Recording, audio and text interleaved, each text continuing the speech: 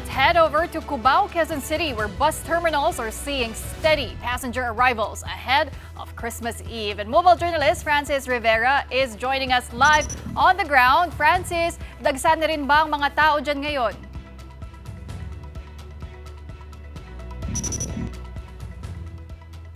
Yes, believe talaga na marami pa rin humahabol na mga kapatid nating uuwi sa kanilang mga probinsya ngayong sasapit na Pasko. At gaya nga dito sa Cubao Bus Terminal, talaga namang dagsa na yung mga kapatid natin. No? Kaya naman isa dito sa mga kilalang bus terminal, sold out or fully booked na yung mga online reservation para sa mga biyahe nila. Pero hindi naman daw sila nagsasarado para doon sa mga gusto gusto mag-walk-in doon sa mga trans passenger ay open na open pa raw sila.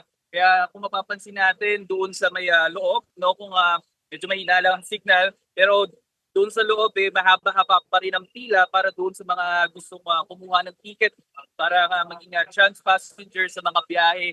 Lalo na dito, no, ng mga papuntang norte gaya ng Baguio, Lingayen, no, Olongapo at Pangasinan. So makikita nyo dun sa aking likuran, no, every 30 minutes, no, pumapasok kung dumarating yung mga bus, no, kaya ang panawagan niya ng pamunuan ng terminal na ito, no, hangga't maaari daw dun sa mga gusto pang umabol, mas maganda kung agahan na daw ang punta nila para at least sure na daw po ang mga biyahe na masasakyan nila. Pero yun nga, no, hindi naman daw sila kasi maubusan ng mga bus dahil kung sakali man maubusan, handa naman daw nila magdagdag pa ng mga scheduled trips at mga bus, no, para ma-accommodate ng ating mga kapatid na uuwi sa kanilang probinsya.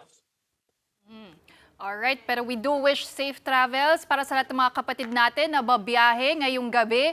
For now, thank you very much for that report. That was mobile journalist Francis Rivera reporting live from Cubao in Quezon City.